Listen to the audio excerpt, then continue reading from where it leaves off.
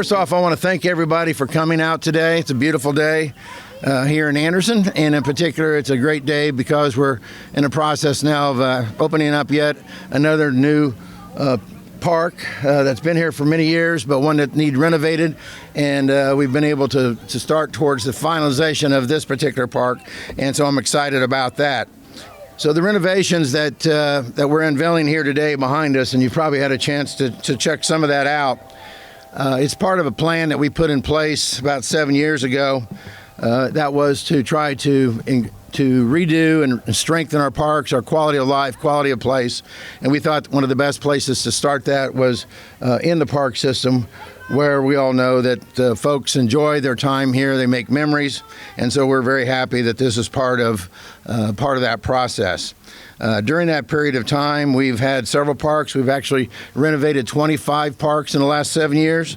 Those include the new Mays Park, which just opened last year, as you'll recall, with the water park, which was a $2.5 million investment in the city into an exceptional piece of equipment over there, our splash pad, but also coupled with pickleball courts and tennis courts and basketball courts and so forth. In addition to that, we've had our new parks renovated at Dickman, downtown, also Funk Park, near downtown, Pulaski Park, over at Streety Park, Walnut Park, Belmont, and the Activity Center at Shadyside, where we've installed some additional pickleball courts. And I was teasing Jamie a while ago. I said, I'm sorry we don't have any pickleball here, but she says we have plenty. So I think we have 4 different venues now in the area that have pickleball courts, so we're excited about that.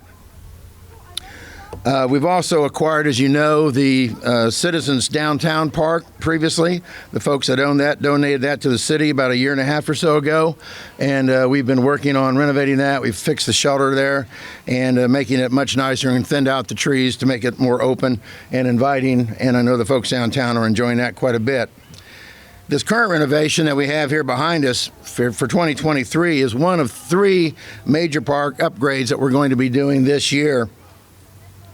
In addition to this park, Jackson will also be renovating Warren Miller, which is currently under construction right now as we speak. We demoed out the shelter the other day. We demoed out the equipment itself, and now they're going to start laying the footers for the shelter, and then they'll be putting in the equipment as well.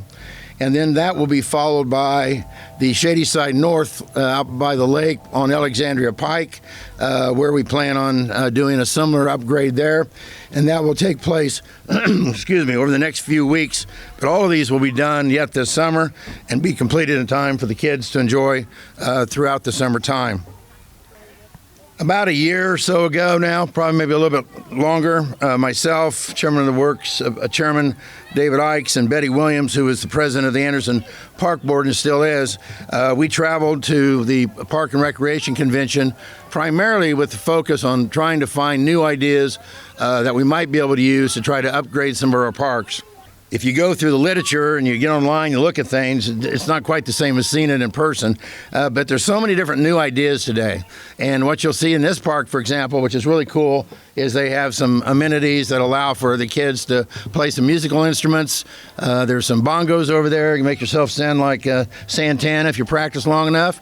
And also there's a xylophone. So some neat music pieces there. But overall, this is just a really first-rate, top-of-the-line piece of equipment. While we were looking at all this, one of the things that really caught our attention was the opportunity to get grant money to help pay for part of this. I'm going to talk about our park budget here in a second, but I will tell you that because of this grant that we applied for and that we were able to receive, that we saved about 40% off of the cost of the equipment itself, which was a substantial savings. None of this stuff, of course, is cheap, unfortunately, but the good news is this is quality stuff. If you've had a chance to get on it yet or kind of walk around on it, you can tell it's really sturdy, and it's important to be like that in order that it'll last for many years to come. So hopefully there'll be another generation come along before we may have to make a change on this again. So we were excited that we were able to apply for this grant and get this grant, and again save about 40%. But then we had to figure out we were going to get the money to match the funds, and so we were able to call upon Leela Kelly, who's here, and she said she'd shoot me if I made her speak, so I won't. Leela oversees our community development department, and they oversee what's called the Community Block Grant Funds, which the City of Anderson right now is considered an entitlement community, and we receive about $890,000 approximately a year in CDBG funds alone. And Leela's in charge. Her, along with Amber Lewis Lilly, helps her, and they're in charge of setting up to make sure that that money gets spent out in a way that affects and helps upgrade neighborhoods, particularly those in low mod income areas. And so, in this particular project here, with this and also with Warren Miller, they were putting forth several hundreds of, actually over $200,000 of their money, which will help with this project. In particular, this particular project here, there was $221,000 dedicated for this project. The $54,000 also came from the grant that I spoke of a moment ago. So the total value of this particular project that we have behind me here is $275,000. Of course, this isn't the first time that we've worked with Jackson Park over the years. Many years ago, I remember when I was a little younger, I was a member of the attorney for the park board when we put in the walking trails here. But since that time, the shelter house, in recent time, just last year, we upgraded the shelter house with new electric and a new roof, and we've upgraded that. We've also upgraded the electrical as well as the restrooms. And in that regard, we had, I think it was $136,000 for the shelter and for the restrooms, and then another $40,000 for the electrical upgrades. And then we also, out by the tether track out there, which is, there's only one of two or three in the world that run those little tether cars, and we're one of them. And so we put a little pad down to make it easier for them to have a place to park when they come, and that was $13,500. So we're excited about this continual investment into our parks. I believe that it's important that, again, that we have a place of a quality of place and quality of life in our community, and I think that starts in our parks, and it helps drive home the theme that we like to use, which is come home to Anderson. Parks bring people together. Having a place for neighbors and kids to meet and spend time together is important in building a strong community. And seeing Jackson Park in its final stages as we are here today is exciting, knowing that many families and children will in fact be making memories for a lifetime as they move into the future. And I would like to thank Jama Donovan, who is our park superintendent, for all of her efforts in working together to help make the parks the best that it can be. And also I'd like to thank and acknowledge Alyssa Davis, who has worked with the city parks for a number of years, 5, I believe, approximately, and she has just now recently been chosen to head up our center over currently at the Geter Center, where she will be taking care of running that operation to make sure that we have great programming for kids. So congratulations and thank you for staying with our team and continuing what the projects that we have going at this time. So I also would like to say about Betty Williams. Betty couldn't be here today. Keep her in her prayers. She's had a little hospitalization, and I understand she's doing fine, but at the same time, keep her in your prayers and in your mind. Betty's a great gal and does a great job for our parks. Betty was on the park board when I first came into office, and I was very impressed with Betty as an individual and her character, and I've been proud to reappoint her on a couple of different occasions since having been in office since that time. I'd also like to thank the other board members who are present here today. Jack Kiesling, who serves as Vice President, Randy McVeigh, and Kenny Davenport. So thank you, fellows, for being here as well. Our park board really cares about people. It certainly cares about parks, and I know they always stand behind Jama in the decisions that she makes in the day in, day out operations of the park. So at this time, I'd like to ask Jama, without a lot of early preparation, to come up and say a couple of words. You really touched on a lot of things that I would have probably said. This was such a great team effort, bringing the parks, park board, Board of Works, the mayor's office, and Leela. You've helped with so much, and I really, really appreciate your love and compassion for our parks. So I want to thank everybody for coming out. That's our goal, is to have these beautiful facilities where kids and families can enjoy Anderson. So thanks again for coming out, and looking forward to seeing Warren Miller. Very excited about Shady Side and what's coming up for the next coming years. So thank you. She did good. Give her a hand. Thank you, Jama. You did great. You sure, Leela? You don't want to jump up here? Oh, okay. All right. I want to make sure. Jamie did mention the Board of Works, and I mentioned a moment ago a little bit about the budget. The budget for the park department has its set alone tax rate. If you look at in the paper when they advertise tax rates, you'll see where it says parks, and there's X number of dollars that are set aside for that to raise money each year. And if you add to that, then you have to take away from something else like Civil City. And of course, most of our budget goes to public safety, about 70% of it. So every time you move a dollar from one area, you take it from another. So it's important that we have good public safety, but it's also important that we have good parks. So we've had to think creatively on how to come up with the money that we need to try to move these parks up to the next level, so to speak. And one of the ways that we've done that is, again, calling upon Leela to think creatively about the CDBG funding, which she has done. I should have mentioned the exercise equipment out here was one of the first things that we did with CDBG funding, and Leela was definitely a catalyst behind that, for sure. But I'd also like to thank the Board of Works, because they are part of the tax rate that's included in the balance of the tax rate.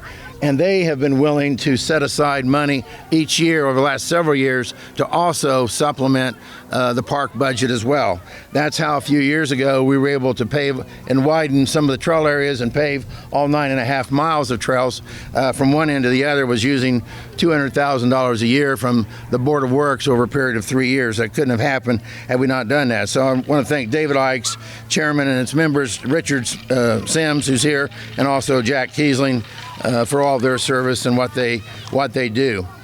About the park budget, I want you to listen to this. In 2009, the park budget in the city of Anderson was $2.4 million. $2.4 million. It was in 2008 when they passed the bill down at the legislature that put tax caps in place that capped off residential at 1%, then 2 and 3% for commercial and farm properties and so forth. It was great news for homeowners and certain businesses, but not so much for local governments, because they took a really big hit and lost a lot. So thereafter, the very following year, the budget for the parks here in Anderson in 2010 was cut down to $765,000 and went from $2.4 million to $765,000. Now, those of you who are involved at all in our local government understand that about every major employee that we have, once you add in insurance costs and so forth, costs us about between $75,000 and $85,000+ a year. And so with only $765,000, and when you think of everything you have to do with that, it was a huge cut to the park system. But they fought through over the years, and it started to come up slowly, and the next year was $815,000, and finally in 2016, when I took office, it was $1.7 million, still substantially below what it was just a few years earlier. But since that time, we have added every year to the parks, either by increasing that levy or by bringing in additional funds from the Board of Works, or through a bonding process, or through the CDBG funds. For example, that doesn't count. None of that counts the $2.5 million that we used for Mays Park, for example. It doesn't count the money that we're setting aside for Athletic Park. But this is for daily, day in, day out operations and trying to do projects such as this, which obviously can cost you quite a bit of money from time to time. So I'm proud that we've been able to do that. And today I can tell you, in 2023, the budget now is $2.6 million. Actually, it's $2,650,000, which is $200,000 more than it was in 2009. But amazingly, what's really, I think, the important thing is it's 3 times higher than it was when we came into office just a few years ago. 3 times higher. The good news is there's more to come. We're going to continue to make sure that our parks are well budgeted.